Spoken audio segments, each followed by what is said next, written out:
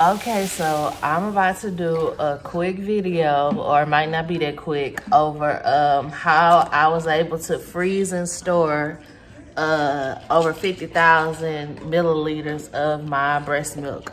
So stay tuned. I'm about to hurry up and put this back in the freezer right now, but stay tuned. Okay, so I'm back again, and over 50,000 milliliters is just an estimate. I have 7 bags, and in each large Ziploc bag inside are Lacino bags, and all of the bags at least have 100 milliliters in them. 140 milliliters, 130 milliliters, so it probably could be more than 50,000, but I'm just giving you, it's at least 50,000. I tried to do another calculation. It's at least 51,600 milliliters that I've stored. Okay, so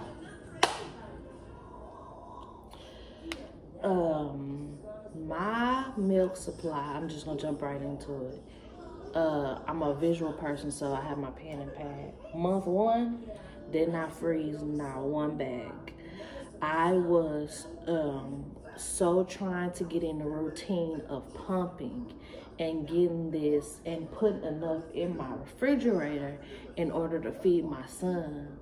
I don't know if it's because he was born over 10 pounds, but he ate a lot. So month 1, I was not freezing anything. Month 2, towards the end of month 2, I was like, oh my goodness. This was at the end of February. He was born in January. Freeze for the last week in February. But then come to find out, he needed some of those bags I was freezing. So I don't even have any more February bags because he ate them. So month 2 was not as successful. In month 3, I decided that, okay, my baby is sleeping from about 11 p.m. until, and then he might wake up at 1:30 and want the breast and go back to sleep. And then he might wake up again at 6. So because of his sleep cycle at 3 months, I just figured that, you know what I'm gonna do? I'm gonna pump at 12 or 1 at night, and then wake up and pump at 4 a.m. Now, all the literature that I've been reading about breast pumping say between 1 a.m. and 4 a.m. is when your breasts produce more milk anyway. And I try to find the articles and link them to this, but so I was like, if I pump between those hours, I might get more milk anyway. And so everything I was pumping during the day went straight to the refrigerator so my son could eat it.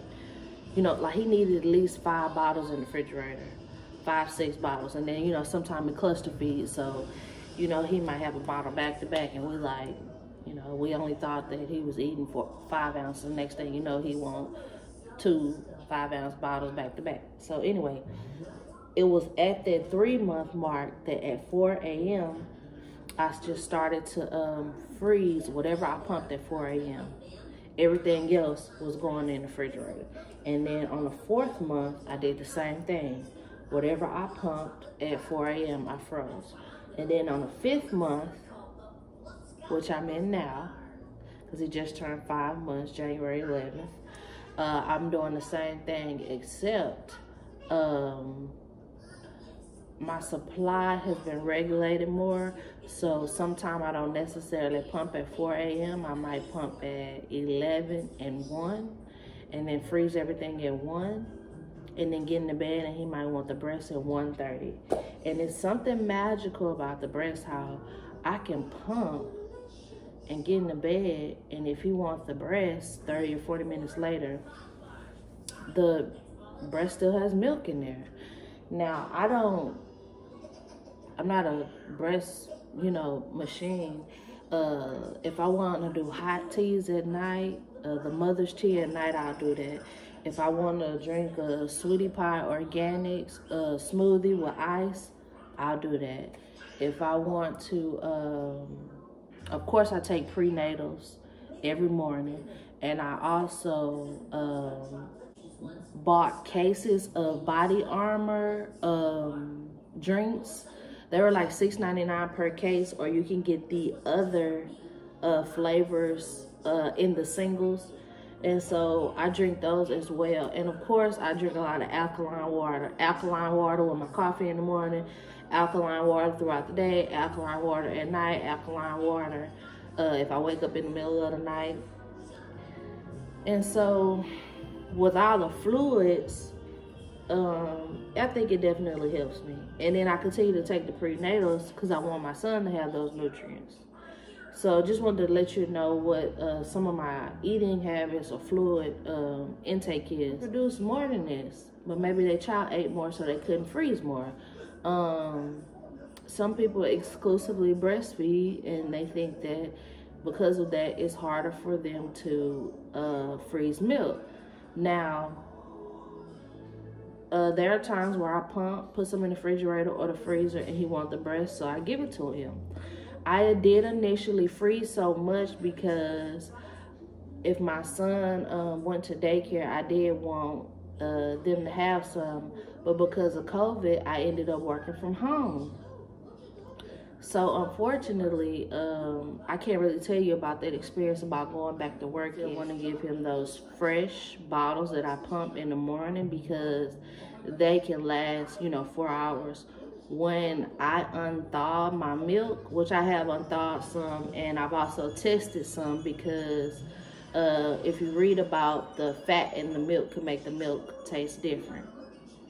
And so the milk in the regular freezer only supposed to be good for like 4 months. It'll be 6 months to a year if you have a deep freezer in your garage. And so with that being said, can't really tell you about the whole daycare situation yet. But when I have unthawed my milk, even when I unthaw it, of course you run it under the water, or and then I just pour, and when I ran it under the warm water, it unthawed, and then I put it in a baby bottle. If you still think the temperature is not warm enough, you can use the bottle warmer. But when that frozen milk is unthawed, I try to use it within 1 to 2 hours because I recognize that it's not the same as the freshly expressed milk. And also, you can put the frozen bags in the refrigerator and let it unthaw, naturally in the refrigerator. But even those need to be used within like 24 hours. I can't remember if it's 24 hours or 1 or 2 days, but the time difference is different. So you would have to really work with the daycare provider, which most of them already know. Most of the daycare providers already know this. Work with the daycare providers or your nanny or whoever watches the baby or your family to make sure that they are doing sleep. Right. Yes. And so because I probably had to wake up at 1:32 and breastfeed, then wake up at 4 and pump, and then sleep again till about 7 o'clock or 8 when he really waking up. Maybe I could breastfeed one more time to get him to sleep for a little longer. You are using sleep. It's a sacrifice. It's definitely not easy, but when you have a newborn baby during a pandemic, you kind of have the motivation to try to do everything you can to boost up your baby's immune system. I was even seeing articles that breast milk could have some, I don't know if it was antibodies or research being done to see if there were links to the cure for COVID.